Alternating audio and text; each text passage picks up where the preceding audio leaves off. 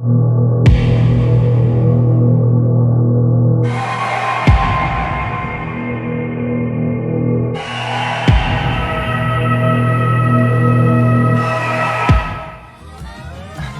guys. That's it. I'm gonna call them and we'll get them in the call. Are you fired up and ready to go? Are you fired up and ready to go? Okay, guys. Don't throw, please. Let's behave. We're going with the video camera. A Skype, yeah, I know. Hello, can you hear us? Hey guys. Guys, say hi. You can hear me, right? Yeah, absolutely. Nice. I can see you too. The laptop camera is actually awesome. Much better than mine. Well, actually, it's not. I don't use the other one, but the problem is the lightning. I mean, The if lighting I is start great. using the lamps, you see some lights which are not really great, and that's why I will probably not use it. No problem. People are saying hi. Let me try actually. Let me try, but no. Now you see this stupid lightning, and here as well. Yeah, okay. It's okay. So I'll keep it this way. We see you perfect. Let me just put you in the stream. Well, first of all, thank you so much for accepting to do this again. The first time we did it was like 5 or 6 months ago. We had so much fun. Yeah. And thank you so much for doing it for free. Like, I can't even express my gratitude for you being that kind to answer questions from the chat for free. Thank you so much. Thank you. That's really You're welcome. Awesome. And wow, I set up your camera. Can you please introduce yourselves as a chat? Myself, well, I'm a chess professional and a chess coach. Mainly I work mainly as a coach these days, but I used to be a chess professional for quite a lot of time, like almost 20 years. Mm-hmm. So I'm a chess grandmaster. I used to play for my national team in several Olympiads. And yeah, this is probably the most important. Now I should talk about my students because this is what makes me proud these days, not my good games from the past. Yes. You. Why can't I find your camera? So, you have teached Stan Stoyanov, Nurgis Salimova, and Valentin Mitsev. Like, they're like one of the top prodigies in Bulgaria. Well, at the moment they are, yes, but I have to say that I wasn't the main coach of Nurgis Salimova. I was just helping her for the World Youth Championship under 12 in Greece, where she won the gold medal, but I've never been her main coach. I mean, I was just helping her for a while. For a few games, actually. So, yeah, it's a little bit different, but yeah. But for Valentin Mitsev, you were like... Yeah, with Valentin, we spent a lot of time, like a few years. And also with Stan Stoyanov, we spent several weeks working together, but really intensive work, like 4 or 5 hours a day. So I believe I helped him in the past. But in general, I work mainly with foreign people. I don't have many Bulgarian students, unfortunately. I see.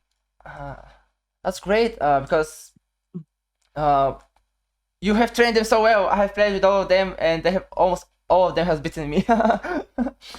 That's great, and we can check out their account, my dear friends, in the chat. Krasimir's account, Grandmaster Krasimir Rusev. They do coaching, and they are one of the best in Bulgaria, if not in the European Union.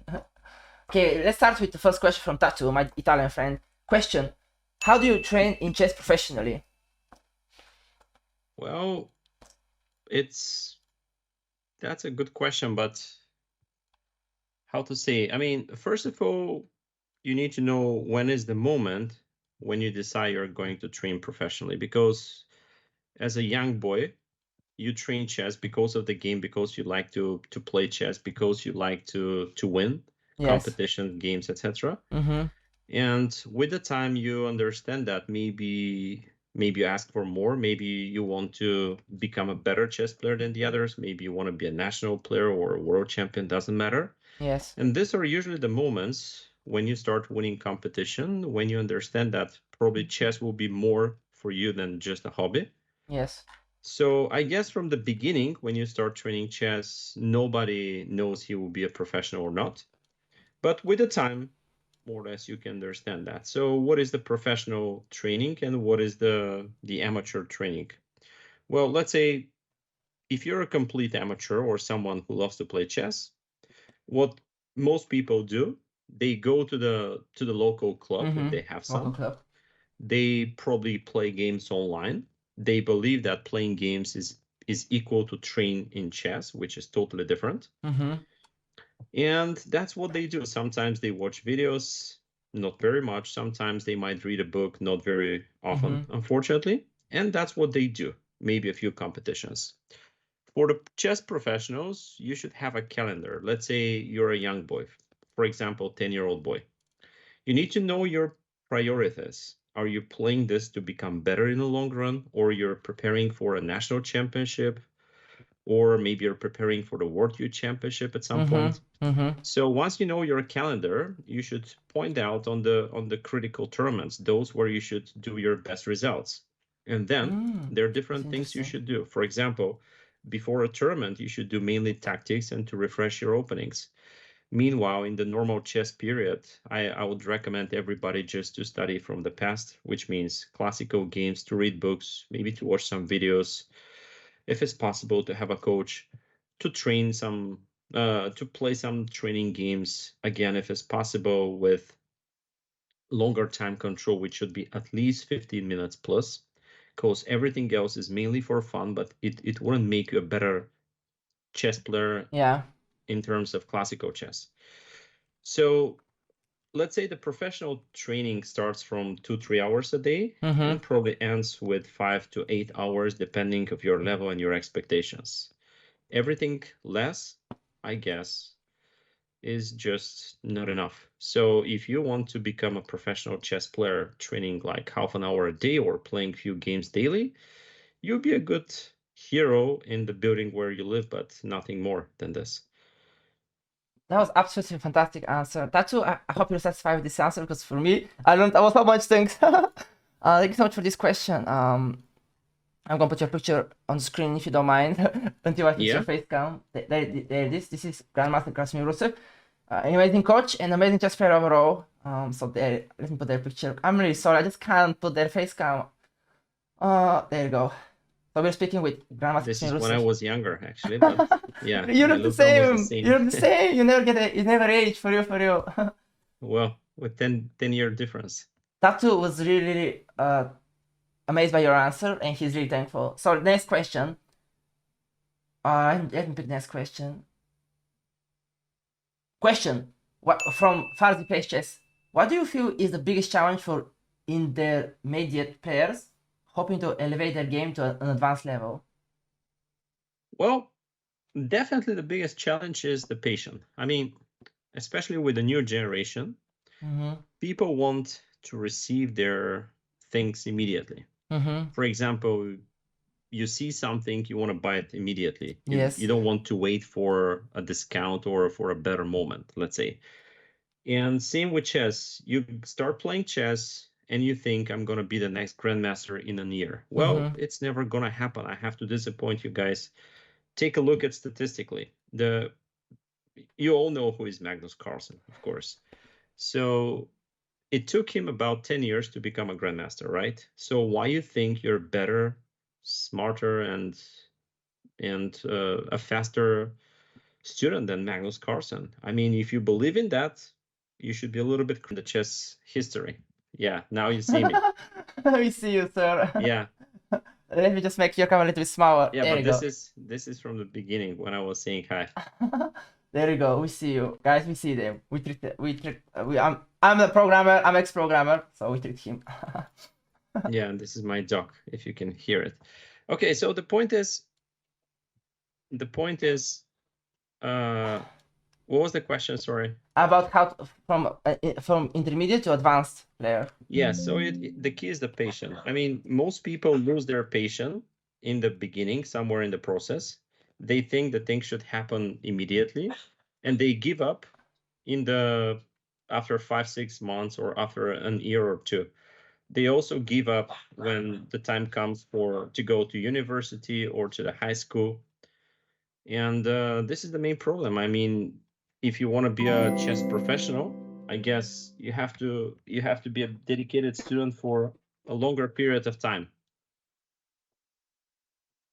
Yes. So patience is literally the most important thing. You're completely right. It's same with programming. When I was learning tech, I was very impatient to learn things, to start working on a website on my own. But patience and consistency is very, very important. You're absolutely right. Thanks so much for this answer, Farzi. I hope that answered your question. Well, Yeah. I'm sure most people want to like it, but No, this is the key. he was very, very, very nice. Well, sometimes the truth hurts. The truth is not the most present, right? Yeah, So absolutely. question from the here, masters here. You have to practice tactic more or learn positional at advanced pro intermediate levels? What do you mean intermediate level? First of all, I mean, because for me, guys, intermediate level is one, for you is probably another. That's a good question by Give me Krasimir. some rating first, Yeah. and I'll let you know. Well, masters here is around 1700 rapid on chess.com. Okay, 1700. I'll put this in a different group. For me, intermediate is like 2200. But this is for me. I mean, so let's say for 1700, I believe tactic is more important because in most of the time we win or lose games with tactics. Yes. So if you're a good tactician, like you, for instance, No. you can surprise a lot of opponents, including grandmasters, in a single game. In a long run, however, let's say if you play a longer match, I think the better player will take advantage by choosing the right type of positions, avoiding some tactical positions and mistakes. So in the beginning, you should pay more attention to the tactic, of course. Yes. With the time, though, let's say when you're 2000 up player and more, I guess the positional chess is getting also very important, but never more important. Yes. That's a good point because Magnus Carlsen started as a very aggressive player, right? He started playing Dragon Variation and such aggressive chess. Yeah, this is the moment to say to all of your forwards that actually a lot of people do the mistake to study some shitty openings like London system, which is a good opening. I played for myself, but it's a shitty opening for beginners because the main idea of this opening is to outplay your opponent slowly, step by step, based on your understanding of the game. And if you don't understand the game, then what are you hoping to reach with this? Also, London system is it's an opening which more or less will keep the character of the position closed for a very long period of time. And if you like to learn to be a good tactician, to see some tactics, etc., you should reach positions with open center. And here, this is not the right type of positions you can get from the opening. This is why I personally would recommend every player below 1800 actually to play more aggressively, like gambits, open games with e4, things like this. And once you learn how to play aggressively, when you start feeling the dynamic way better than the others, with the time you can switch to a positional chess. This is what everybody did in the beginning. They all started with King's Gambit, maybe the Benoni, the Smith Mora, etc. But with the time, you can switch to the more solid openings. Because if the gambits were so good, we would have seen on top level people playing them all the time, but we don't, right? They use them as a surprising weapon, mainly in blitz and rarely in classical time control. Wow, that was absolutely fantastic answer for me personally. Masters here. I hope that answered your question. Yes, because I play out of arenas with our dear friends in the chat, and I see most people play like London system, Vienna, because this is what they know. This is what they see in the internet, and they go for it. Yeah, but this is a very common mistake. People see. I'll give you a fresh example. Recently, one of my students asked me, "Hey, coach, let's start studying the Queen's Gambit Decline with Black. I think it's awesome." And I said, "Really? Why you think so?" He said, "Because Magnus played that, Wesley as well, and many others." And then, okay, go ahead. I'll show you a few moves. Okay. Please go knight c3 now. Yes. I want to show you something. Let's say knight c3, knight f6. Yep, knight f6. Bishop g5. Let's say bishop e7. Yep, bishop e7, e3, castles. Yes. Make a few more moves and then I'll tell you something. Yeah, castles here. All right. Usually knight f3 comes. Pawn f3. Oh, yeah, f3. Yes. Yeah. Okay, so now take a look at this position carefully. What do you think Black's dream in the game is? I'll tell you. Black's dream in this position is to find a good spot for their light square bishop, which means they want to play moves like you can put some arrows Yeah. like b6, bishop b7. So eventually next they can go c5 and to exchange all pawns in the center. Ooh. And then what's happening after all these traits? Well, it's happening that if you know how to hold this, you make a draw. That's what's happening. Ah. So if white is super bad chess player, he doesn't know any sort of theory, and he allows you to do all of your things, you'll be able to make a draw. So does it worth considering starting such an opening with black? Yes, if you're 2700 player and you want to stay solid with a draw, right? Against Yes. Magnus. Yes. And completely not if you're a 1300 player and you go to the club to enjoy playing chess, or you simply want to win in open tournaments. Yes. So this is Yes. probably the worst opening choice you can ever make for yourself with black. Wow. You kill the dynamic, you Yes. kill the chances of winning with black, and you hope for a draw because Magnus played that. Well, yes, he did it, but against who and why? Wow, that's an absolutely fantastic point. I love it. Thank you so much. Like Boy Fischer once said, the turning point of my career came when I realized that black should play for a win, not for a draw. That's a good thing to say. Yeah. Yes. I mean, in general, in chess, you should play for a win. Why else you're sitting there? Yes, you're absolutely right. Thank you so much. I hope that question answered you perfectly. Thank you so much. That was absolutely. I'm learning so much. Question from Queen of the Cosmos. Is there any stress? Oh, the Queen of the Cosmos. Beautiful username. Is there any stress relievers you do during games to prevent slips ups in winning positions? Sorry, I was thinking still about the Queen of the Cosmos. I completely forgot what you're saying. Okay, I'll read again. I know. Is there any stress relievers you do during games to prevent slip ups in winning positions? For example, the most difficult game is to win is the winning position, right? Well, try to win losing positions, and then you see how easy it is to win in difficult positions too. Well, I think it's much easier to win your winning positions, but sometimes it could be tricky, yes. And it comes because when you've got your winning position, you start thinking that the win is just about matter of time. You lose focus, maybe you lose patience again. And if you're not very experienced, you start playing fast, you miss some tactical opportunities eventually, and you might miss to win. But again, it's a lot harder to win worse position than You're winning absolutely one. right. And now to back it up, why winning positions are more difficult to win than draw positions? Or I mean, when you get the winning position, you just start becoming more relaxed. You don't calculate much. It's just a thing in chess that winning positions are so difficult to win. How do you manage to do it as a GM? Well, first of all, you have to want to win the game. I mean, the main problem for many is that they sit on the board, they know their opponent is overrated or more experienced or stronger. They believe in that, and they just don't want to win. They make moves, but when you look at the game as a coach, you see your student doesn't want to win. He's afraid of not losing, not trying to win that hard. So we usually try to win when either our position is much better and we're supposed to win, or when we feel the opponent is weaker than us and this is giving us some mental advantage. We think this guy is so stupid, I should beat him easily. And yeah, then I'll give you an example. When I was 16, yes, I played the World Youth Championship in Spain. In this, there is one other Bulgarian grandmaster who was 14 at that moment. He's a grandmaster now, but wasn't back in that time. His rating at that moment, this is Momchonikov. His rating back at that time was like 2300. Yes. And in the first round, he played against some non-rated Indian player. Yes. I forgot the exact name of the guy. In the very first round. So let's repeat. My friend is 2300, number 12 in the starting list, versus some non-rated player. Yes. And at some point we missed the dinner. They played like 8 hours. So they were the last game in the playing hall. So we missed even the dinner.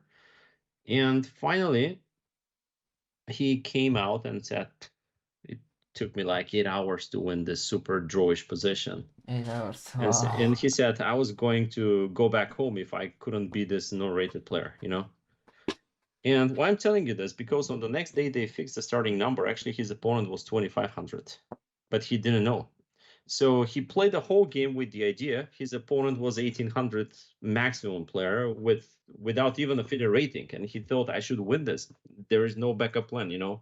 And imagine how the 2300 player kept pushing for 8 hours Wow. to win against actually a better opponent. He just didn't know that. He thought I'm Wow. the strong guy. This guy's a beginner. I have to beat him. That's it. Wow. I completely So understand what your point you see, is. Yes. if the guy knew his opponent was one of the best in the world at that moment, he would have taken the draw immediately. Maybe he would have even ended in a worse position somewhere in the opening, trying to make a draw.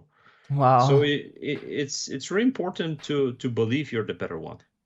Yes, absolutely. I love the analogy you made with it, and I love the point you made. Yes, you're absolutely right. True. Like if I were them, I would have still thought my point's cheating. Yeah, because he's playing like 2500. Well, Oh. that was in the period when the cheaters were not that many. Okay. Because it was like 20 years ago, even more. Yes, thank you so much for this answer. Thank you. We have a question from Construct Chess. Question: before becoming GM, did you ever think you'll never get better and never hire your EVO? I missed the first part of your question. What did you say again? Before becoming GM, yeah. Did you ever think you'll never be GM or get better at chess? No, never. I think I always knew I would be a grandmaster one day. Wow. I was close to give up with chess at a few moments in my life because of some other opportunities, but never had issues if I can be or not a grandmaster. This never been an issue for me. I mean, I don't know, just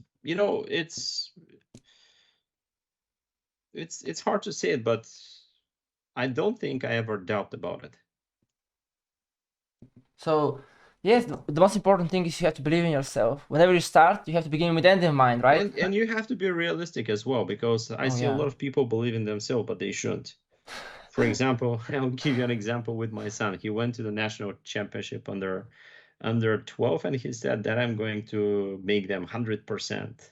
And I was thinking, didn't say anything, losses or winnings, because he's not that good, unfortunately. He does a lot other things, and chess is not his priority, you know. Yes. So you might think you're gonna win all of your games, but I'm giving you an example with myself. I won like 20 times the national titles in different age categories, even more, and I never scored a 100%. Never. Wow. I mean, it's always been like 8 out of 9, 6.5 out of 7, something like that, but never ever did 100%. And at the same time, someone who never been top 3 in the group believes that he's going to score 100%. It's okay. It's good to believe in that, but it will simply never happen, you know. But yeah, some people don't have self-confidence, some people have self-confidence, and some people should not have self-confidence. Well, in general, you should better have. Yes, you should always believe in sure. yourself. Just you have to be realistic when you put your life on the map, because I see people, let's say one guy asked me, hey coach, I want to be a chess professional. I'm 16. I want to be the next Magnus Carlsen. Forget about it. It's impossible. It's impossible. Yes. Yeah, I mean, if you're 16 and you're a good chess player and you're super dedicated for the next 20 years, maybe. I wouldn't say it's going to happen. Maybe it will happen. But if you're 16, you just start playing chess and you want to be the next greatest one in the chess history, it's not a realistic goal. You're absolutely right. Thank you so much for this answer. Thank you. Surf Chat, I hope this answer satisfied you. Alright. Thanks so much for the follows, my friends.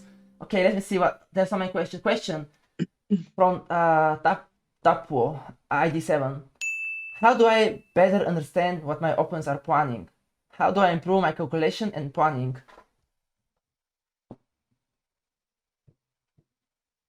Well, at first you need to ask yourself more often the question, what is the opponent's threat? If you don't ask yourself this question, you never understand the answer of it.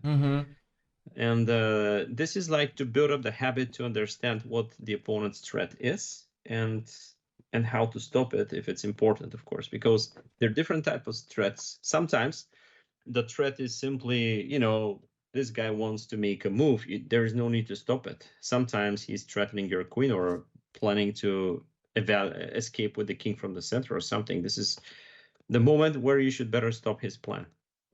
So again, if you ask yourself, I'm that guy, for instance, if you ask yourself, pretty much after every move what is the opponent's threat, it's very likely to find it and stop it eventually. If you always think about, let me see, what should I do? This is the other type of chess players.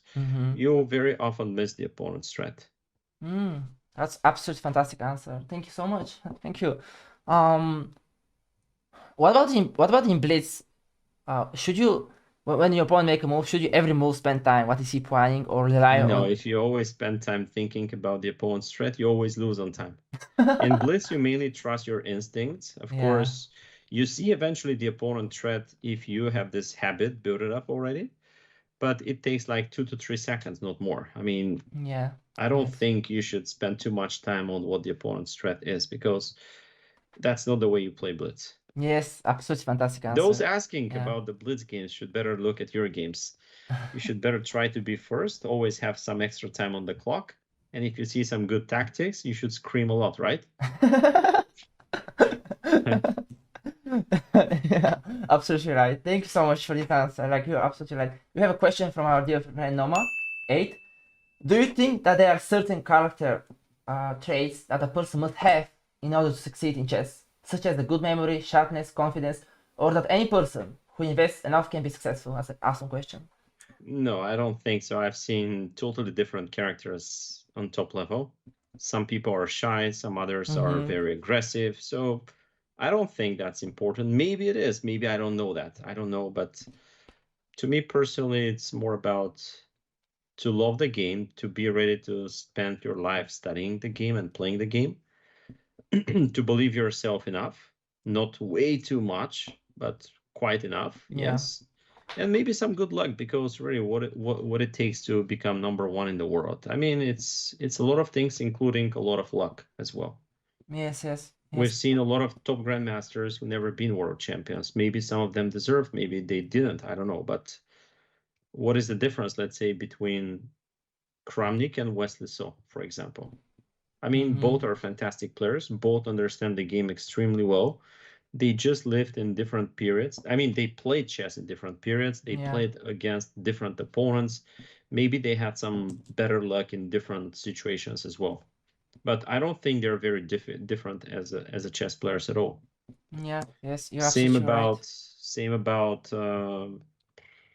let's say, I don't know. There are many players actually. Yes, you're absolutely right. Thanks so much for this answer. I hope Norma this answer. That's right. I know even like people who are like unfortunately blind, they can become fine. I'm or GM. Like nothing. The sky's the limit. People who are like disabled, they still play absolutely fantastic chess. They become GM, IM. So it's all about mindset, I think, right? Your voice is breaking up. I couldn't hear this. I'm sorry. I mean, yes, because there are people who are like disabled or blind and still manage to do absolutely fantastic chess. Like they become GM, IM. It's all about mindset. Where do you want to? What do you want to become? How much time, energy you're going to put? Not everybody can be a world champion, but everybody can become a GM. I mean, statistically, Garry Kasparov is the official 13th world champion, right? Yeah. So imagine, we know the game of chess from such a long period of time. Yes. And to Garry Kasparov, the world champions have been just 13, right? So no matter how good you are, you need to be extremely special to become world champion. Yes. Thank you. Okay, thank you for this answer. We have a lot of questions. Okay, let's ask a question from Timothy. Before playing another GM, how many days before the matchup do you start to prepare and how? Also, what's a good opening for beginner? 1200 to 1400. I'm not probably the best example for that, but I usually don't prepare. I usually spend 10-15 minutes before the game to see my opponent, to see what is he doing, and to pick up the right opening choice for the game, or the one I think is the right one. So some people prepare whole life. Yeah, this is probably the better answer. You should prepare your whole life to be ready for the exact game. Because if you think before the game you will do the job, I don't think it's gonna happen. Yeah. And what are the good openings for, like?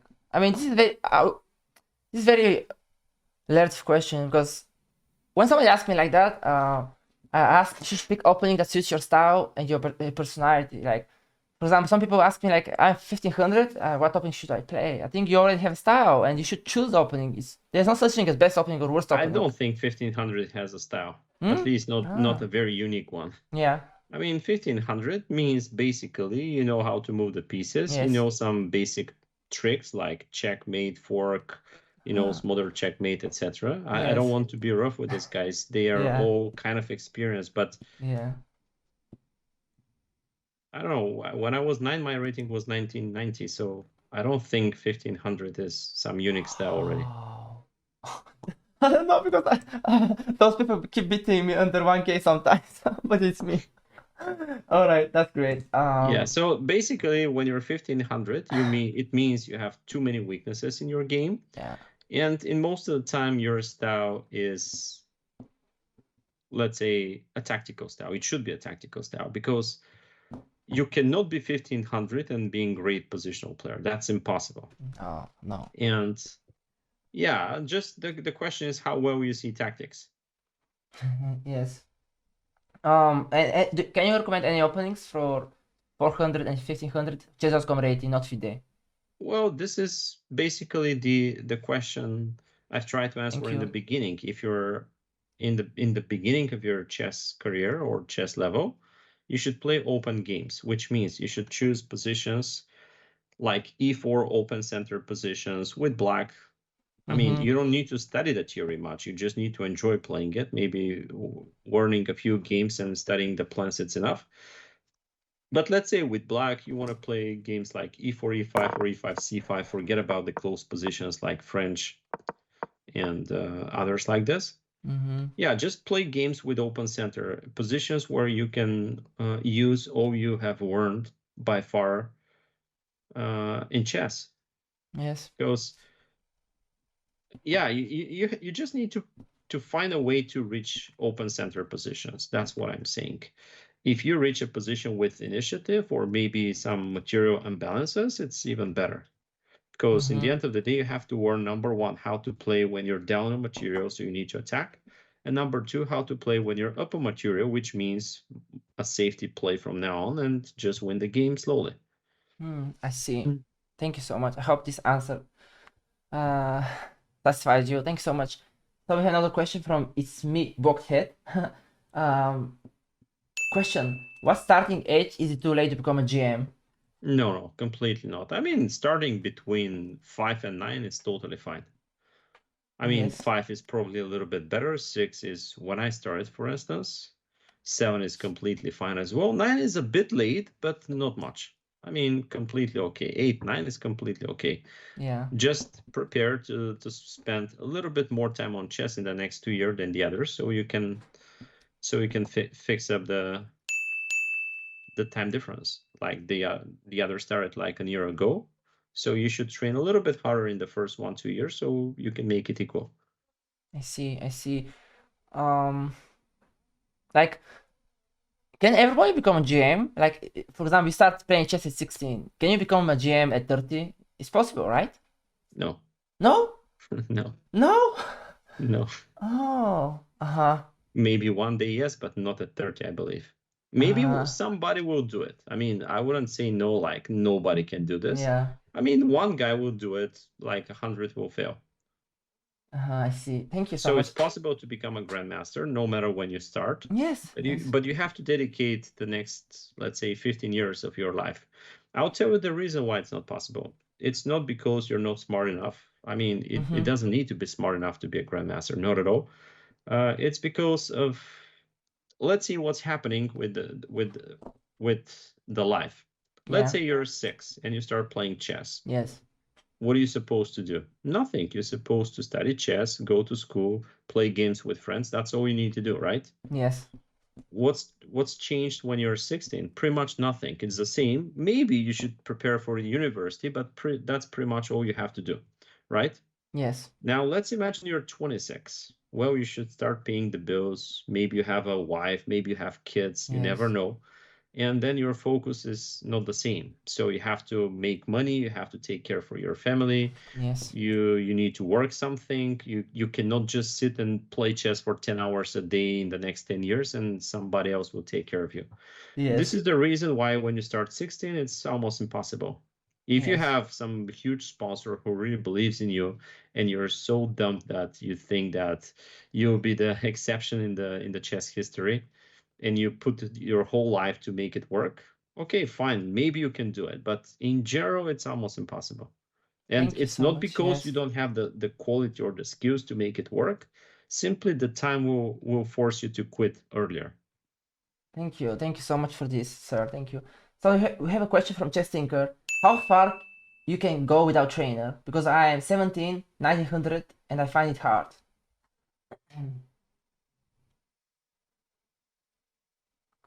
I've heard that so many times. I'm very talented. How far he can go? Yes, no, I mean, how far can you go without trainer? Because I'm 17 and I find it very You hard. can go to the sky. What do you mean? I mean, it's a bit harder. It will take more time, but you can go to the end even without a trainer. I mean, let's say with a trainer is a lot easier. It's a lot faster. Those are the benefits. But if you're really focused, if you really believe in yourself, if you really spend 6, 7, 8 hours a day for some period of time, like 3, 4 years, maybe at least, I think you can make it by yourself too. Uh-huh. Just just your chances are lower. Let's say if your potential is like to reach 2500 in 10 years, let's say this is your potential. Yes. Maybe with a coach you'll make it for 8, maybe alone you either make it in 11 or you won't be able to make it. So Yes. it makes it reduces your chances in the end of the day, but it doesn't make it impossible. Yes. And it can be without a coach, but it will take more time and more energy and more time. Just more time. Absolutely. Yeah, absolutely. Just now with internet, with the engines, I mean, Yeah. everything's possible. Sky's the limit. Just it's easier if you have somebody to navigate you. It's Yes. just easier because, I mean, I'll give you an example. Let's say, what do you think the coach will do with you? I mean, he'll navigate you, will find your mistakes, will help you with your opening repertoire, right? But in most of the time, he also studies examples with you together. This is what you do together, right? In the training process.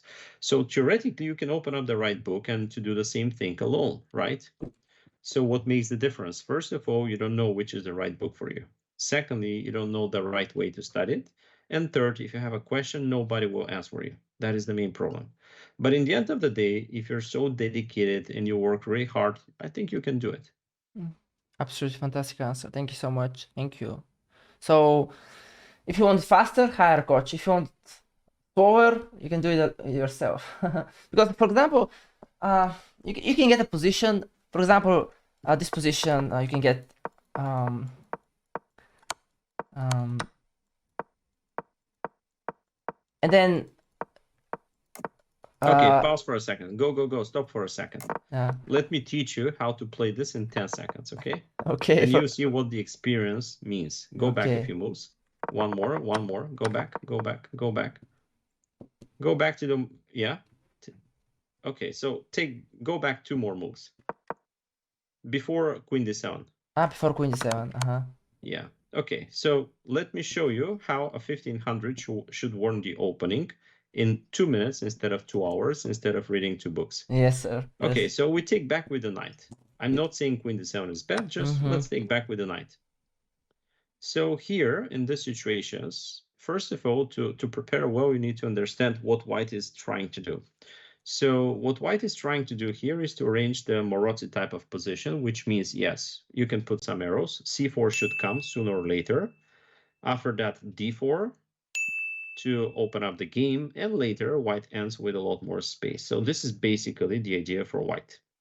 Now, don't make the move, but if black goes for pawn E5, it is a totally bad decision, no matter if C4 is played or not, because you end up with a bad bishop in the long run, and this is a bad positional decision. So the question is how to stop C4 followed by D4. Now, imagine white here starts with c4. So if white goes d4 first, let me show you something. Go for d4 immediately. All right, so we take. He takes back with the knight. And now, yeah, take it. He takes back. And now we play simply knight gf6. So after this move, white's supposed to protect himself, let's say by playing knight c3, the most natural move. Maybe there are a few others, but they're simply bad. So whenever you go knight c3, stop for a second. Here we go. We just stopped white from playing c4 forever, right? Because the knight blocks the move. Yes. This is the reason why most people start with c4 first and later d4. So go back now to see the move c4. Okay, c4, let's say knight gf6, knight c3. All right, and now pause for a second. We understand that white wants to go d4 to grab some extra space, and then if white is a good player, maybe slowly, step by step, will manage to convert his positional advantage into something bigger. Now, make the move knight e5, a bit weird move. Wow. Yes. Very weird. Now, knight e5 as a move stops all that. I can give you an example. If you push d4, I take the knight, not the pawn. I take the knight, not the pawn. Because if you take the pawn, there is queen a4 check, and you can make the noise now. Yeah, I think I'll skip. All right. So just knight f3, and then if you don't have to move, yeah, cd and you're up a pawn. If he takes back with the pawn, white ends with a crappy pawn structure. So go back a few moves. Now we understand that knight d4 simply doesn't work well. If you take e5 though, take it. We take back with the pawn. Yes. Let's say white goes d3, e6, play d3, e6, castles, bishop e7. And here, yeah, and here the only thing you can put an arrow to show your subscribers what they should do. The key square, yes, is the d4 one. So you fight to go with your knight from f6 via d7, b8, c6 to d4. That's your plan, and that's all you need to know. So white has a terrific and very solid position in the center. Thanks to the pawn e6, we control all weak light squares like d5, f5. Then you double your rooks on the d file, you start attacking the d3 pawn, and black is out of troubles. You see, that's how we won openings with 1500 players in 10 seconds. Now imagine you buy yourself a book where you read like 200 pages about how Garry Kasparov played against Vishianen back in 1987. I mean, no sense. You can spend 1 minute to understand exactly what you do, and then you can focus improving your chess. That's what you're supposed to do when you're 1500. Forget about studying some long variations. Forget about studying openings like professional. No, what you need to do is to become a better chess player, to know what to do in the opening in order to save time, etc. And that's it. Wow, that was absolutely fantastic point. Thank you so much. You're really right, because when you read a book, you get a position, and the book you say just that. You cannot ask the book question, and you cannot know the plan of the position. For example, I can ask you, what should black aim for? What should black stop in this position for white to do and such? I love the point. I absolutely love your answer. Thank you so much. Thank you. Yeah, that was absolutely, my dear friends in chat, that was absolutely fantastic answer. I don't know about you, but I loved it. Let's ask a question. Let's ask a question of Jake, which asks, how do I improve at positional chess? Well, same like how you should improve in tactics. You should reach more positions with close center, so you have plenty of room to maneuver. Yeah. And from there, I guess you should study the games of the best in the business. Let's say, who are the best in the positional chess? Well, in the beginning, you can start with people like Nimzowitsch, maybe. Later, Petrosian, for instance. Anatoly Karpov is a wonderful example too. And many others. Yes. That's what we do. I mean, you should think about the opponent's threat more often so you can destroy it. You should study the games of the best from the past. And you should reach more close positions, because if the center is opened, I don't think you should play very positionally. Yes. Just because it doesn't end well for us. And I have a personal question, if you don't mind. what is more easy to play, aggressive chess or positional chess? Well, that depends on you. I mean, if you like sacrificing and that's your amplitude, Yes. that's what you normally do, I guess you should play aggressively. Mm-hmm. If you're this type of calm person who is trying to outplay his opponent slowly, step by step, with minimum risk, I guess the answer will be positional chess. Mm-hmm. It depends on you. This is why people are so different. You can't force someone to do what he doesn't like to do. I mean, Yes, you can yes. help him to do it better, but in the end of the day, he will prefer something else. Yes, yes. You're absolutely right. And Vladimir Gramik once said, your chess style depicts your personality, and you cannot hide from it. Yeah, I mean, the more interesting is how to take advantage of being a chess player in the real life.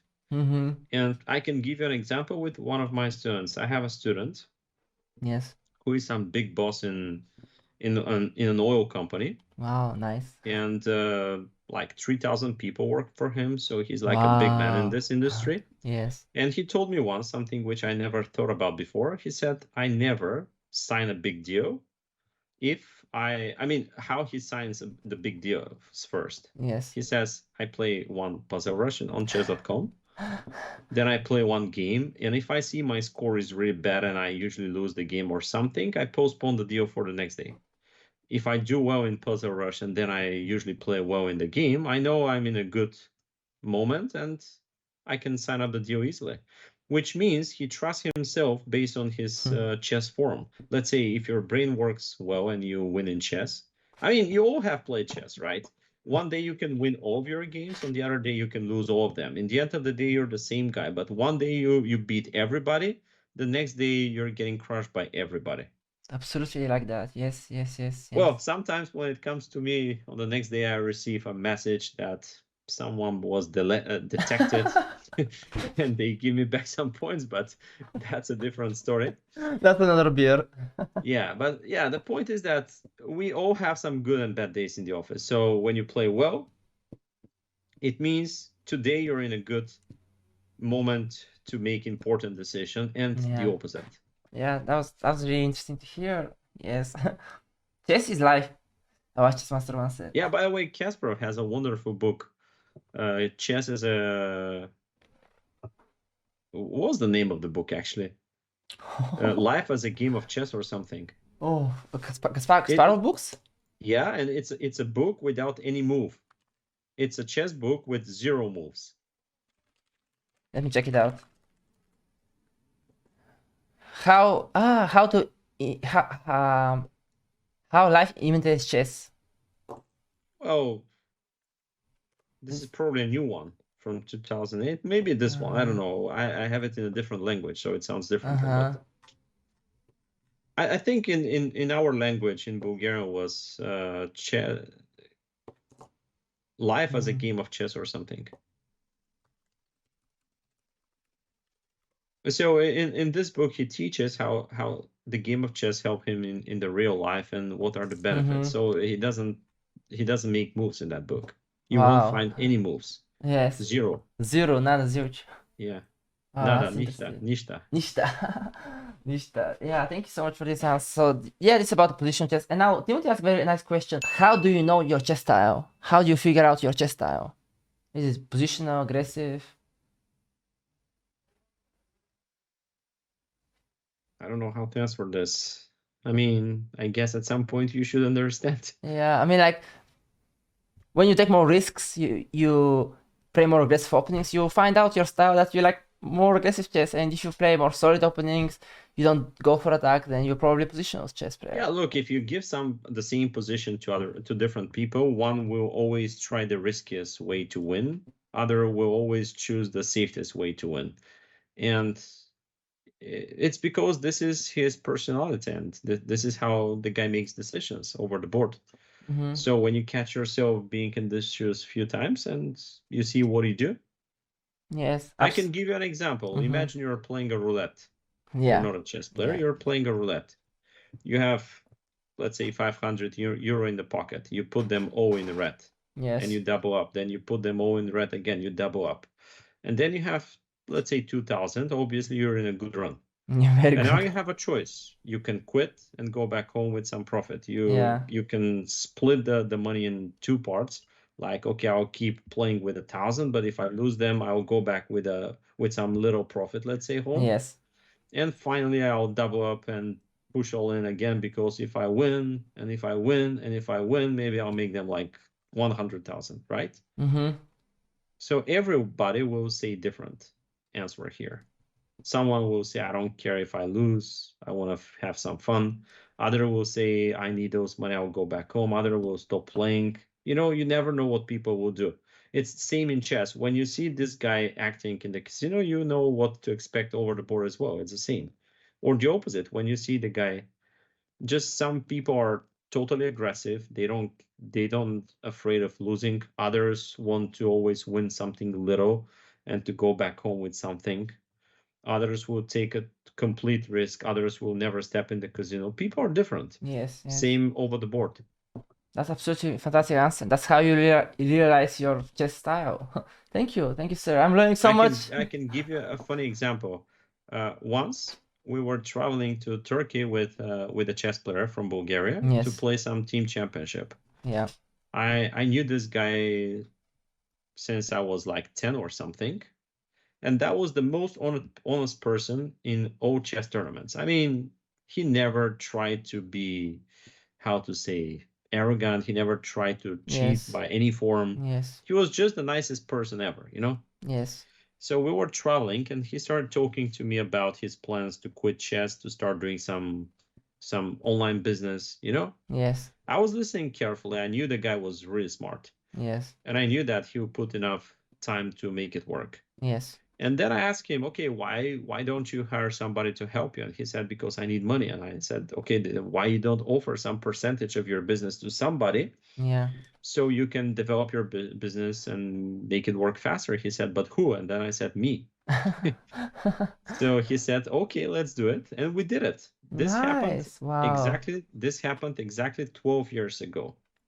So I gave this guy some money Mm-hmm. without any documents, without any form of agreement, nothing, you know, completely Mm-hmm. nothing. 12 years later, he keeps paying me every month my profit. Wow. Can you imagine? 12 years I had. He keeps Wow. doing that. Just because you asked. And it happened. No, I mean, officially, we agreed to be 50-50 in that, you Yes. know? I should Yes. have invested money, he should have do the job. Yes. So officially we were 50-50, but in most of the time, people will say, okay, I think I paid you enough. Let's quit, or let me pay you something. Yes. And I'll be the main owner or something, Yes. you know? So I just knew the guy from chess. I knew this is the most honest person, and I did that without any documents, without any Mm-hmm. paper, Mm-hmm. without any official things. Wow. Of course, there is always chance to fail, but not the chance this guy to trick you or something, you know. Yes. Wow. That was. And at the same time, with different people, you never do the same job, because you know the guy, you know that in the first good moment, he will say, okay, I think we were to that moment, let's quit or something. So you just need to know who is the guy. And sometimes you just need to play with the other guy 5 blitz games, and you see who is trying to win at Yes. any cost, who is trying to be honest, who is trying to, you know, to always make you happy in the end of the session, Wow. That or was. who is always trying to, Yes. you know, disturb you during the game just to win or something. Yes. So it's a good lesson. That's a great lesson, Gracias, and thanks so much for sharing this story. Thank you so much. Thank you so much. I don't know, sir, about you, but I'm learning a lot, and I'm sure the chat is loving this. But whenever you feel like you have to go or anything, just tell me, okay? Yeah, you can pick up 3 more questions. 3 more questions, and, sir. Thank you. Yeah. And then if you wish at the end, you can pick yourself too, and that's it. We leave you alone. I promise to answer this question of. Okay, Tarek asked question. How to convert our advantage when your pieces are more active than your opponent's one? For example, our pieces are more active than our opponents. How to convert that advantage? Well, first of all, you already have an advantage if the opponent's pieces are more active than yours. No, I That's mean, my I first- think he meant his pieces are more passive and ours are more active. well, then you should better attack him quick, because in a few more moves the opponent will consolidate and then you lose your advantage. Oh This yeah. is like Yeah. static and positional advantage. Positional advantage means in the long run you can maneuver, improve, and win the game. Dynamical advantage means you either do it now or never. So Yes. there So is a wonderful book, by the way, by Josef Dorfman called Dynamic and Static in Chess. And he talks dynamic and about static chess. he talks about dynamic and static. Yeah, he talks about this topic only in the whole book, which Ooh. sometimes is a bit annoying, but in the end of the day, it's a good book. Let me check it. I'm sending it to chat. By dynamic and static, right? No, you should check for Josef Dorfman. I don't know how to write his. Can you spell it? I mean, how to write? Josef Dorfman. Dorf. It's a Russian name, but Yeah. he moved to live in France many years ago, Uh-huh. and he was one of the main coaches of Etienne Bacro and others. But that's the name, dynamic and static chess, right? Let me see. I'm supposed to have it somewhere here. Thank you, sir. Just need to find it. This is the book I have read. Dynamic Decision Making in Chess by Boris Gelfand. It's a great book. Yeah, it's a great book, but not for everybody. Oh, why so? It's a great book for 2200 plus. Oh, yeah, I didn't understand most of it actually. Well, I don't see where this book is, but yeah, dynamic and static. That should be the name. Dynamic and static. Uh-huh. Yeah. Yeah, I can't find it. Anyways, but Can you try Dorfman? 1 second. Dorfman books, because he doesn't have many. That's how you spell his name. In Bulgarian or in English? English. Dorfman in Bulgarian. I don't have Bulgarian keyboard. No, but you know how to write it in English, right? Yeah. The way you hear it. Dortmund. Dortmund, нали? Right? With F, Dorf. Dorfman. Yeah, you have it in the chat. Dorfman. Dorfman. Thank you for teaching me, guys. Yeah, static and dynamics. You see? I saw it somewhere. Oh, chess book. I need to write. There you go. Dorfman. I'm so bad. This is the book, right, sir?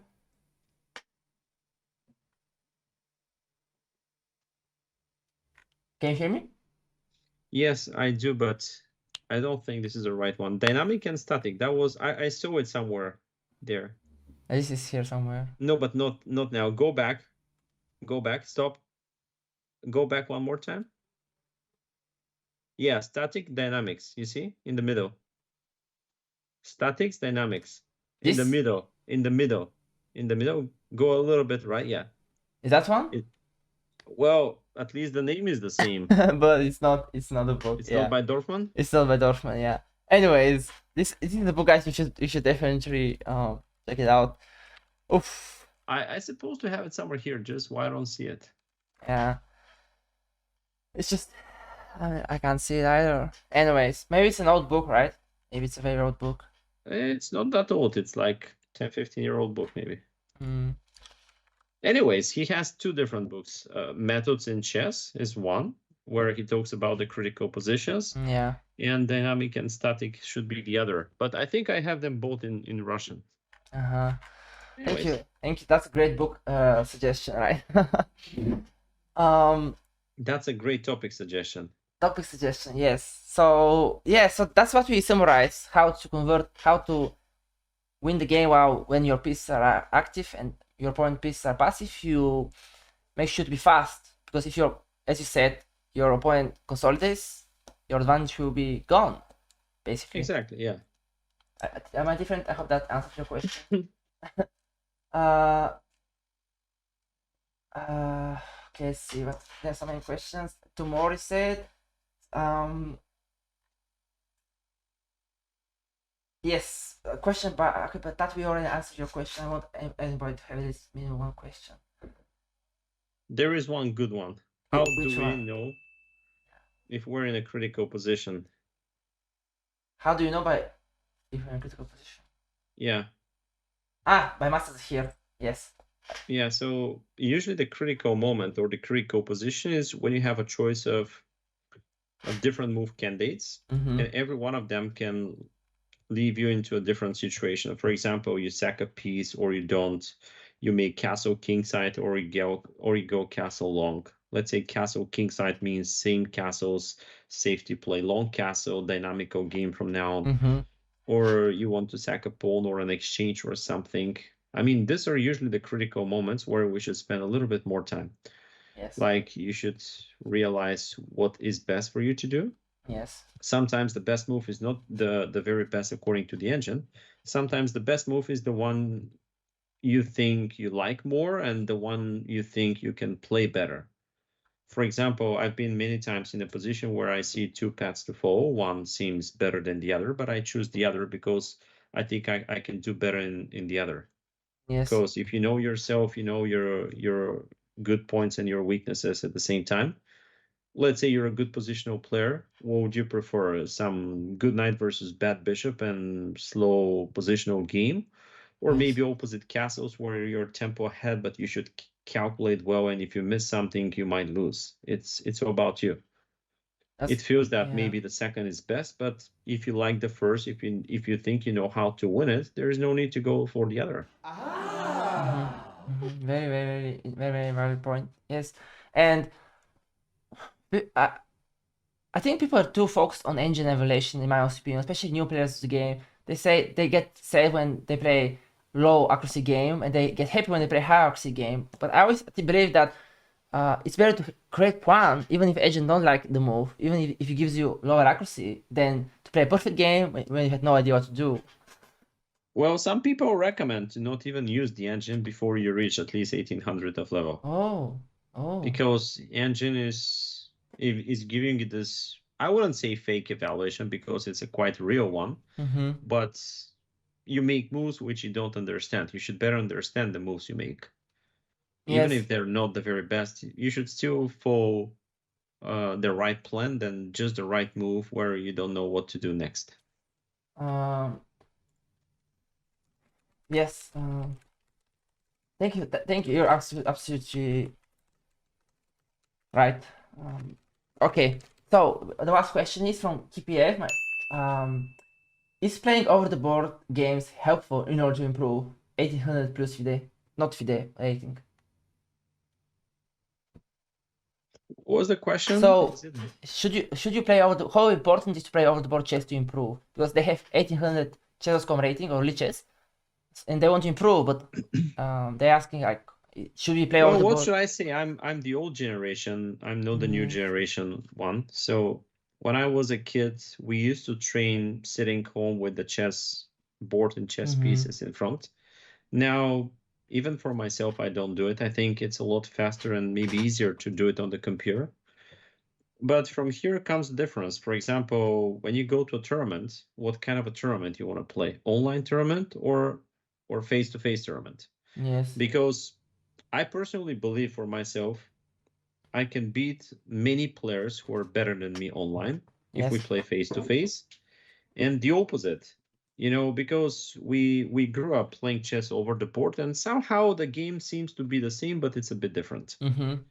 So if you want to improve in order to be your best version in face-to-face tournaments, you should better sit home with a chessboard and train there. And train there. If Yes. you think that playing chess mainly online is where you want to improve, no need to open the chessboard.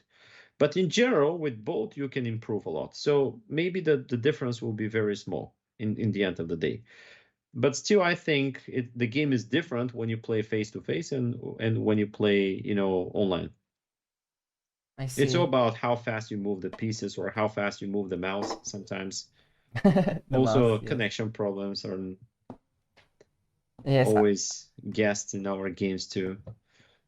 Also, I don't know how it's for the others, but I think when I see my opponent's face, I pretty much understand what he's thinking and what Yes. is he going to do. Oh, Meanwhile, online, you wow. don't have this advantage. Ah, so yes, chess is psychological too, right? Yeah, same like in poker. I mean, in poker, there is no objective best move. You make the moves which should be the best for your opponent and the situation, and you never know if this is the best or not till the opponent makes his decision. So chess is not such a game as poker, but let's Yes. say quite often on move one, even before the game to start, I change my openings preparation. I just see my Ah, opponent, I make one or two moves, I watch him carefully. I no mean, not way. like that, like let me see you, but you think over the board, Oh, you wait, you make decisions based on his timing, etc. And wow. then you understand more than you did at home preparing for the game. Quite often, Wow. I change my plan over the board on the second move. My best Wow. man, he's also a chess grandmaster, Wow. uh, Best man. and Yes. uh, and he said the most difficult moves for me are the first 3, 4 to make the decision what to play. No And then I straightforward. asked him, but don't you make that decision at home? And he said, well, sometimes, but actually, quite often I see my opponent and I change it. Wow, I'm shocked. And how often do you, but for example, you're receiving home prep, but you like your opponent that you're thinking, so that they think that you're not in home prep. Have you done that? I can give you an example, Thank and you. maybe we can quit. Look, Thank you. I played the Open Championship like last year, I think, in Yes. Bulgaria in Plovdiv. Mm-hmm. And before the last round, I played someone who was half a point ahead of me, so I needed to win to finish first. Yes. If I drew, I would have tied for second, but most likely will be fourth or fifth by tiebreak. And if I lose, I'm going to be out of the prizes, let's say. Mm-hmm. So normally in this situation, I knew whenever I offer a drone to my opponent, he's supposed to say yes because he wins the tournament, right? Yes. So I'm in a position where I can take risk, and if I don't like the position, I can still offer a draw if I have to. So before the game, I saw him playing this. I was white. Mm-hmm. Maybe you can open Ah, yes, a sir. new Yes. chessboard so I can show you two moves. It's not Yes. about to learn variations. Yes. So this guy was a classical d4 e6 player. I was white. So Yes. against d4, yeah, just go d4. He uses mainly e6. And versus e4, don't make it. Yes. He normally plays the French, as you can imagine. Oh yeah. So here he used some different variations, where sometimes he goes for d5, sometimes for f5, etc. Mm-hmm. So I prepared versus both f5, d5 setups. And when I set it on the board and I opened the game with d4, the guy played knight f6. Go Oh back. no. Okay, go back and I'll tell you. Home So prep. he played knight It's, f6. Yeah, and now if you think I was surprised on move one, maybe surprised by him, yes, but not surprised in general. I mean, this is the main move in the position. And I was thinking, why the heck this guy's playing this against me? Mm-hmm. So I started thinking not about what to do, but I was investigating the reason of making that move against me. So I personally love to play here the Trompowsky attack, which is second move, bishop g5. Yeah. And of course, this guy prepared, because how can you come up unprepared and make first different move if you see your opponent playing this, right? Mm-hmm. So I knew this guy was going to be well prepared against Trompowsky, Trompowsky. right?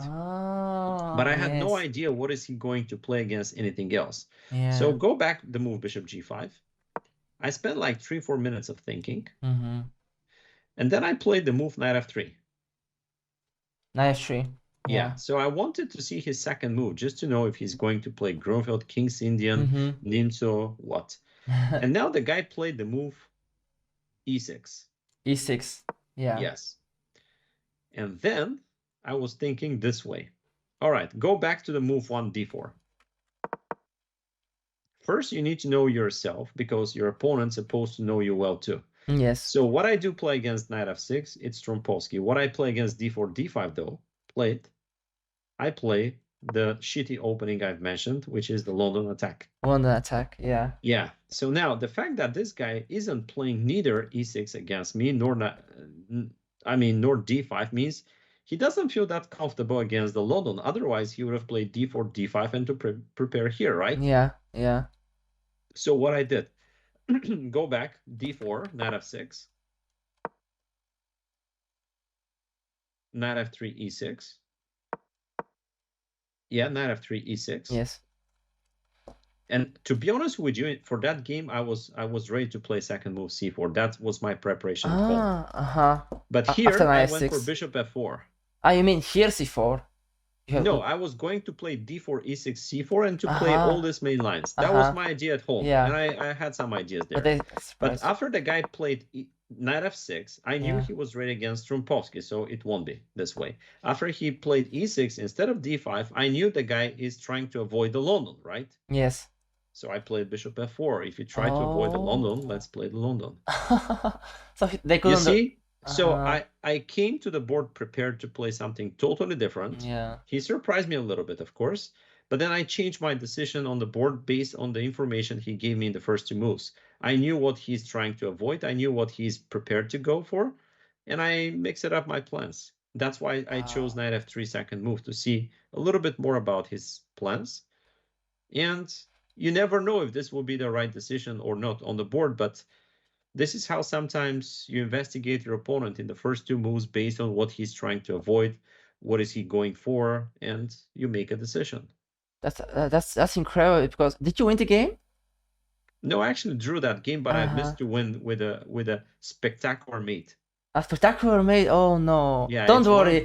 Yesterday, Magnus Carlsen missed. Which, if you ever have in your game, I'm sure that you make such a noise that everybody in the next building will open the door to see what's happening. Probably, sir, probably. But don't worry, yesterday Magnus Carlsen meant queen takes g5, made in 3, so it's okay. It's okay.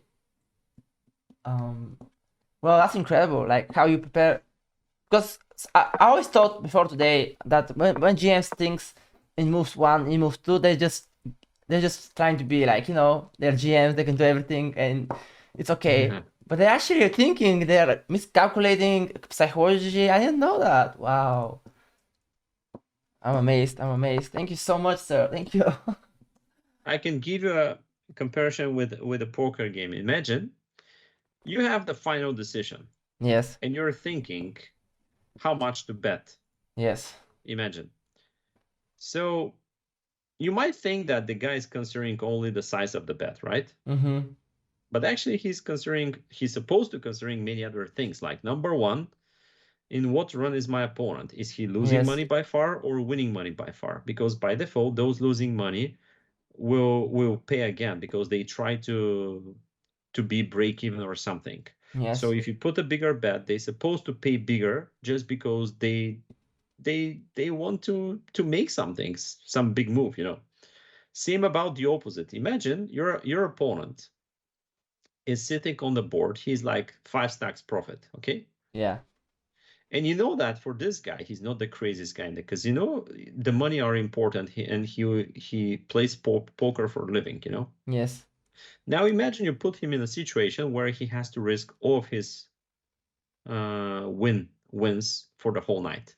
Yes. It really doesn't matter what your cards are, right? Yes.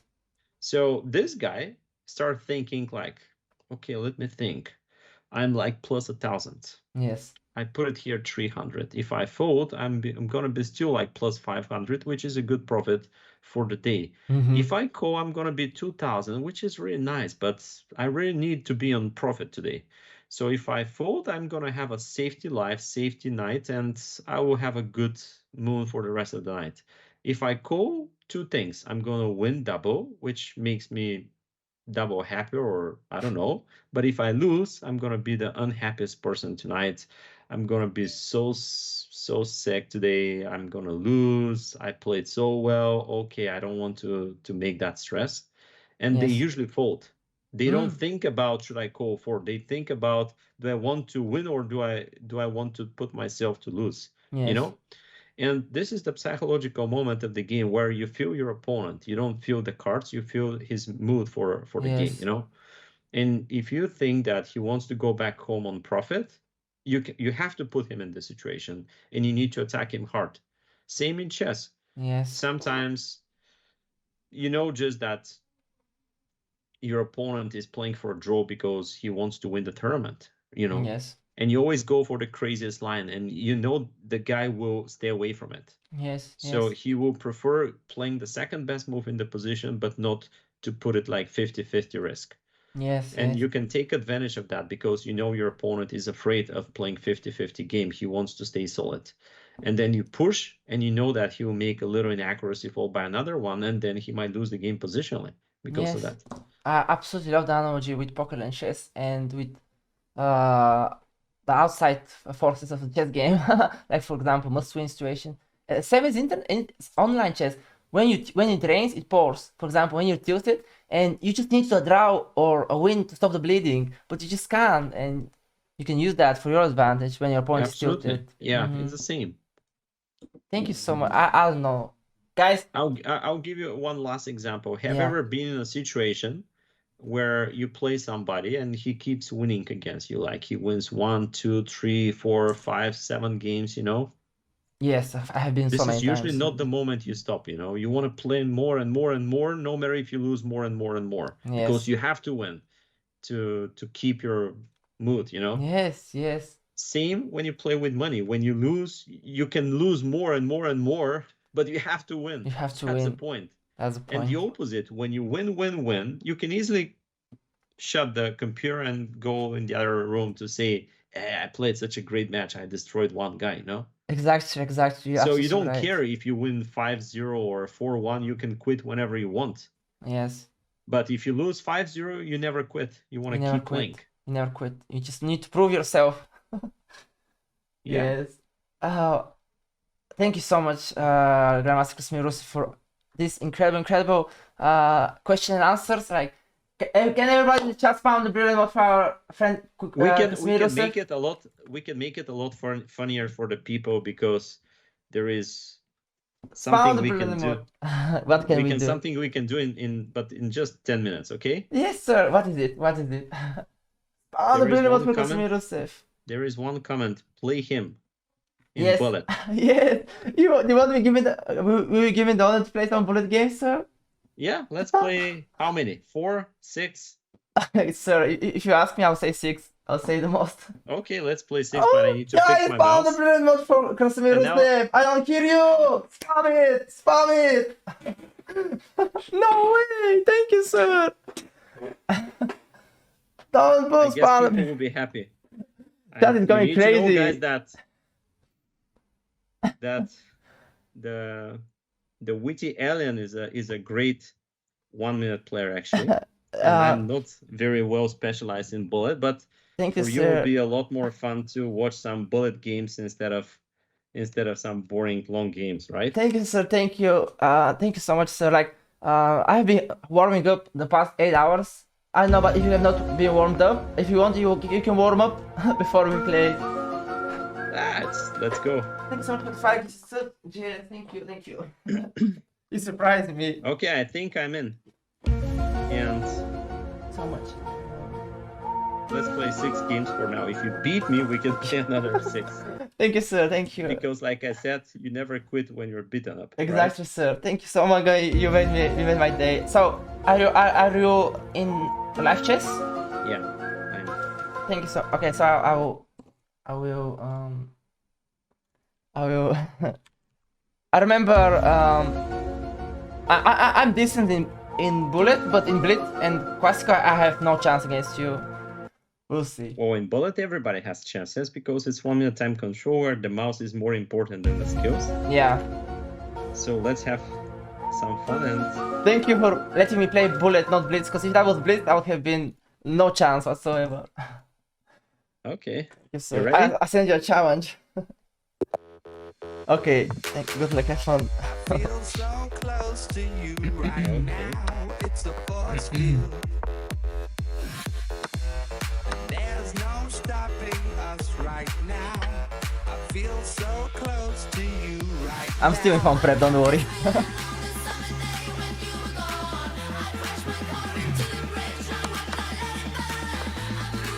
This is bad. This is so bad.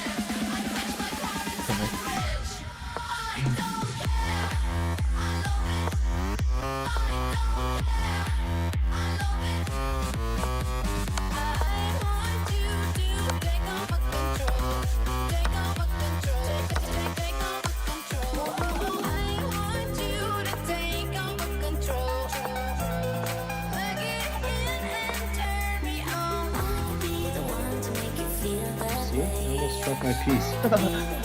I don't think it's almost. It's actually trapped. Like, oh man, wait a second.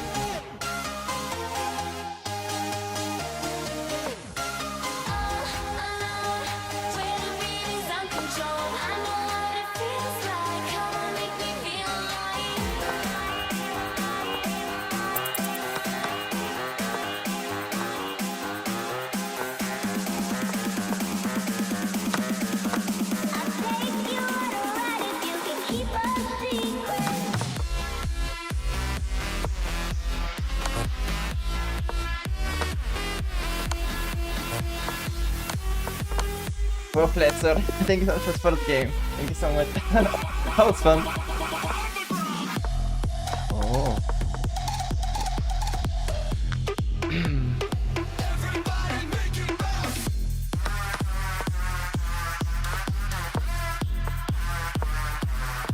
I'm not talking, Chris. I'm not talking, guys, Chris. This situation, he's hitting me. That's bad. Let me just play.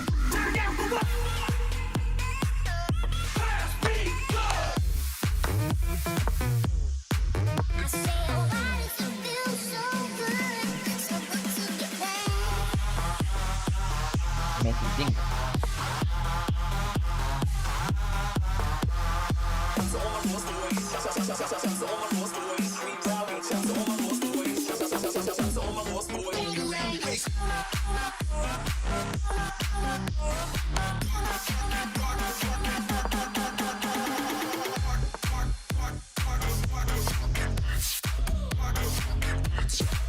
And now you're going to die.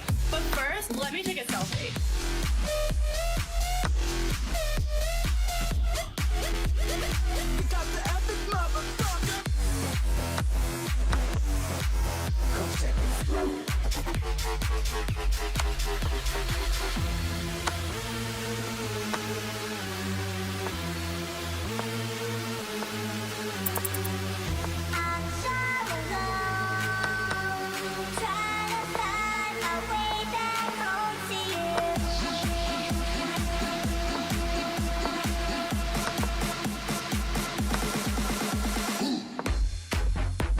Ah, you're so strong. I can't beat you. Maybe they have missed themselves. Let's see. Let's see if they have missed themselves so I can go. One second. I think they have missed themselves. Yeah, they have. No.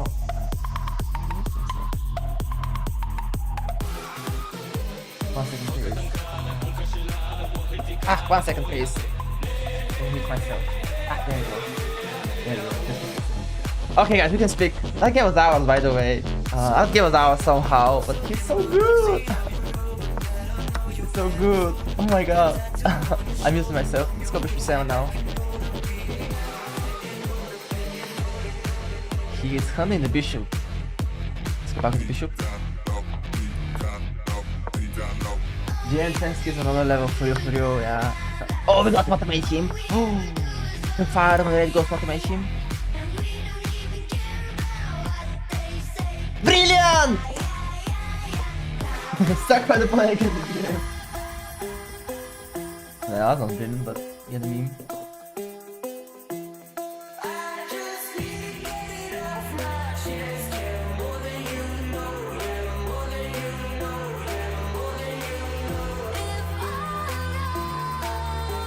So painful. He's actually about his camera.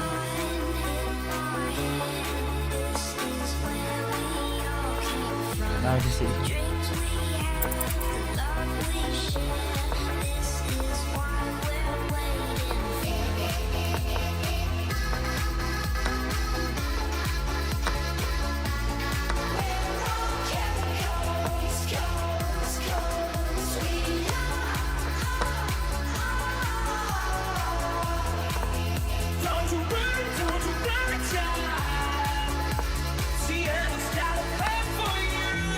Oh, he's good! He's so good! I can't play against you!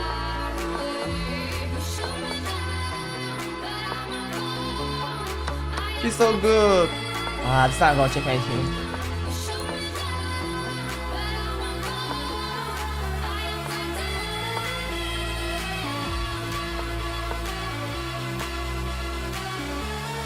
so good.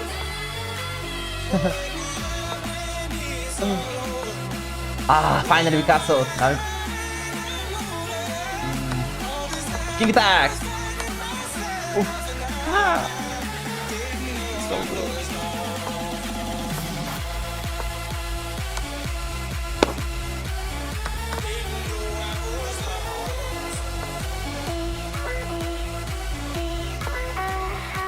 Let's win this game, baby. Let's win this game. It's getting late now. Enough for the argument. She sips a Coca-Cola. She can't tell the difference. Okay, fine. Kick attack for the win, my friends. Kick attack for the win. Don't boo, guys. Spawn the king attack emote. I don't hear you. Spawn the king attack emote.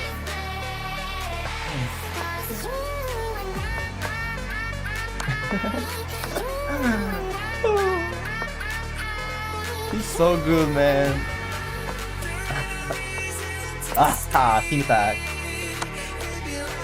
I'm gonna checkmate him, by the way.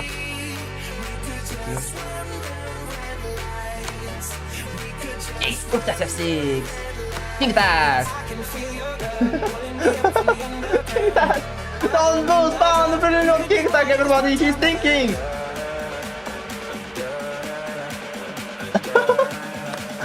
Oh, guys, we won the game. We won the exchange back. This is crazy. This is crazy. Oh no! We have no time. Alright, this might be a draw. No. Oh, let's go D5. That's crazy. His openings are so solid, I cannot type it up. Faster, bro, yeah.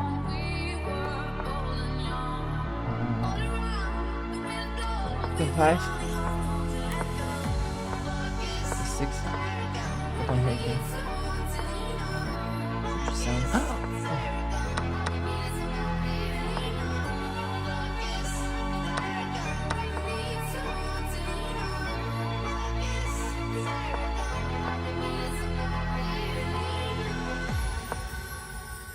I can't understand this guy's hanging.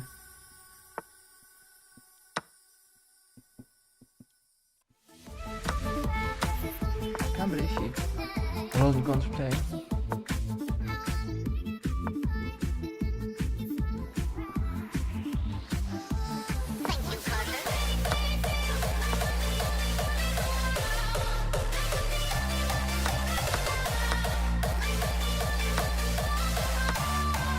Wow. Ah, that was so good. Oof. That was so good. Let's stalemate a bit. I think we can stalemate this game. It's a shame.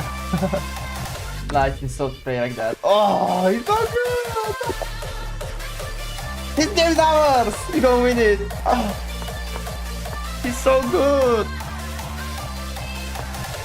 Let's win this game. Let's do a romantic checkmate. Oh, did he hear me?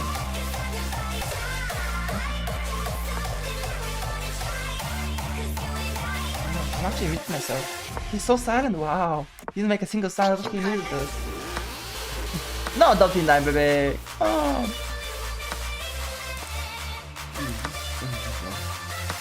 Thunder, please. Oh.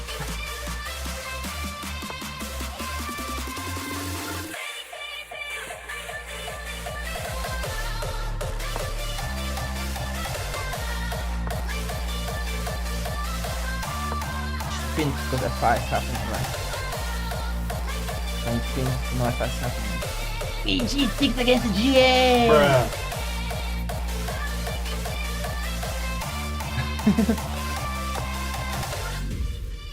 It took me like billions of years to get signed, like 14 years of chess.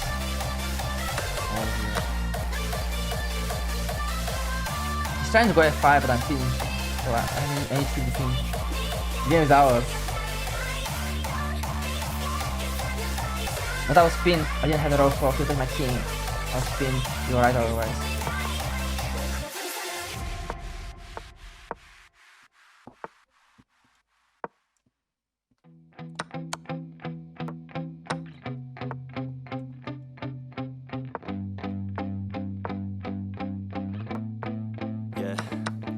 my hands steady, I feel ready, but my Well, legs peace up, heavy, we're I not don't gonna get fuck. it. How come I haven't hit it? I'm not gonna already? resign for Still peace, we're gonna working, fuck I'm in still chain. learning, I'm still searching, peace up, finally man. earning something, finally turning something called a profit. If I hear you talking shit, don't get caught in it. I'll be popping off and hit your ass, dropping all your shit. Yeah, I promise this, I got promises. You ain't stopping this, cross my shit, you'll be knocked unconscious, bitch. That's the consequence. I got this, I will not quit. Man, I'm on it, honest. I'm gonna launch quick, then I'm gone. It's baby. just a Good matter job. of time before I'm over the Thank you, line. sir. Thank you so much.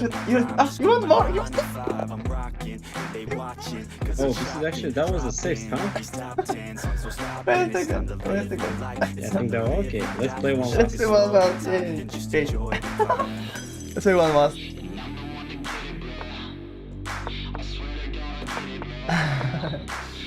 Keep 13, guys. Let's go.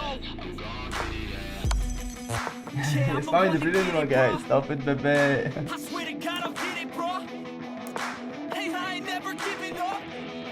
Said I never give up. I got this, and I got it. I will not quit, I'm on it. Never profit. Got the block lit, I'm toxic. Spitting logic, make them nauseous. Honest, can I stop this? Never cautious, drop it. I'm the I need to hardest. sacrifice on D5. Bitch, watch it. can see I'm the it. fucking king of rock, bitch. Profit, spitting hot shit.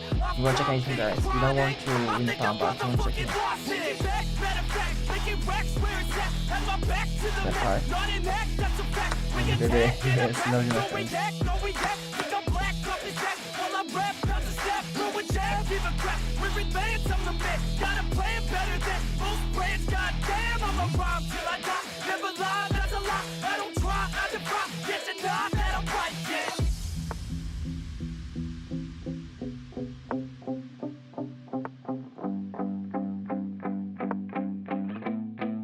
Yeah, I've been in and out the studio like a student though, working on a movement. Yeah, I'll do it cause I'm in the zone, and you know that I'm ready for the shows. How it goes, I don't know, but I'm waiting till I'm chose. Run, roll, here I go. All these people wanna know what you think of them lately. Do you really love me or do you really hate me? On a scale of 1 to 10, what would you grade me? All this social media has got me going crazy lately. Everything's inflated, mainly everyone's invaded. Privacy is naked, man, I really hate it. God, I really hate it. I just wanna make it through all this fake shit. Living in the real life, living for some real times. Talk about the real climb, passionate in real rhymes. Steal time back from my 9 to 5, taking back my fucking life. I just wanna feel Wow, he's Okay. he's so I think that was strong. enough, huh? That was enough. So, wait a second, I'm just gonna myself. That's it. I can't hear me though. Let's go. Can you hear me still or not? I can hear you. Yeah, I'm the one to get it, bro. I swear to God, I'll get it, bro. Now I missed myself. Yes. Wow, that was destruction. People were saying you're so good, you're so fast. How are you so strong? That was destruction. You're absolutely. You're so strong. Wow, like serious every game. I think I got lucky. No, every game I got outplayed from A to Z. But that was a very fun match. You actually play. You're the only person who plays against my Angon Gambit with point B5, and that is the best way to beat the Angon Gambit. And I'm the only person who is playing Bullet without having other mouse than the one on the laptop. You're playing on the laptop mouse? Yeah. Guys, let's show appreciation to Krasimir, Grandmaster Krasimir Rusev found the brilliant mode. How can you play how can you play? Guys, found the brilliant mode. I don't hear you. How can you play with your laptop mouse? Well, with the fingers, you know. I'm mind blown right now. People are saying you're Okay, so guys, fast. it was nice to talk with you. I have to leave you now. People are going crazy for you. Thanks so much for making this question and answer session. Do you mind if I upload a YouTube video out of it? How you answer the questions? It's okay, no problem. Thank you so much. I'm sure you have to go. Thank you so much. Chat loved you. I appreciate you so much, and I would love to collab with you in the future more. Thank you so much. Thank you so Sure. much. Bye, guys. Bye bye. Bye bye. Good luck to all of you. Guys, say bye. Say bye, my friends.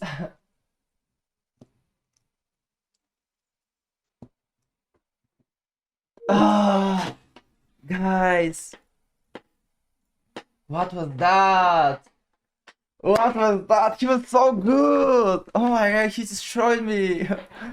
Anyway, I can't believe you that kind to offer to play. Like, I want to offer and said, no, this person is literally spending 1.5 hours answering questions for free. For free! For free! And if you want to play, huge shout out to Krasimir Rusev. What a guy! You won the game, yeah. So this is a profile, guys. Question, just player and coach. If you want to, if you're searching for a coach and you can allow it, here are the hour sessions. Here are the prices. You can read about the history, who they have taught, what they have done.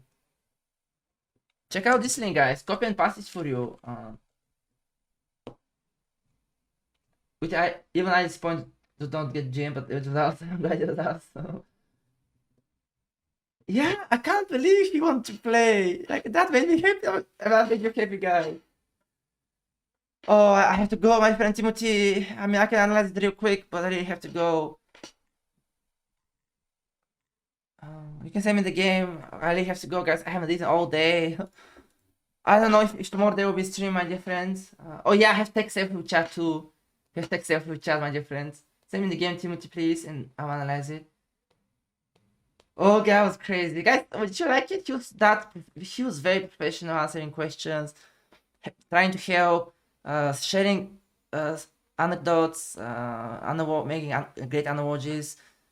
I think that was actually 10 out of 10 rate. That was really 10 out of 10.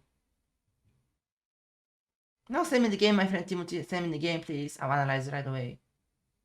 Are you getting ready for the real tournaments? No, my dear friends. This was for you, to get you guys ready for your tournaments. I'm not getting ready. It was for you. It was for you. It wasn't for me. Even though I learned so much. But that was for you guys. How can she play with touchpad without a mouse? He was playing so fast. Yeah. Let's take a selfie. Everybody say cheese! On bull, say cheese! Everybody, let's take a selfie and the boys now on the server. Say cheese, my dear friends! Cheese! There you go. Cheese, baby! Now let the boys go in our Discord server, baby. Out of fire, we're ready to go to the boys in our Discord server. The spaceship.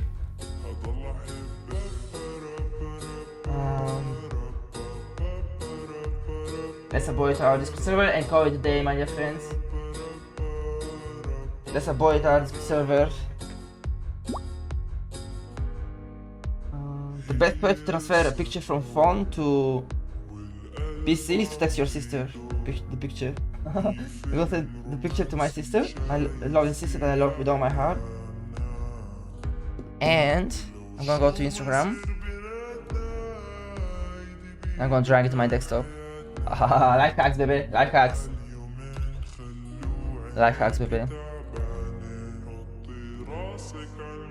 Life hacks, there you go. And let's avoid selfies. You're most welcome to join our Discord server, guys. You can avoid your selfies, your chess game, your brilliant moves, improvement talk, anything. We keep the server out of hate, out of inappropriateness, and out of nastiness. Choose hope over fear, unity over division, and love over hate. Alright. Where's that? There you go, baby. Don't boo! Check out the image! Alright, guys. This is our Discord server, everybody's welcome to join. You're so sweet, guys.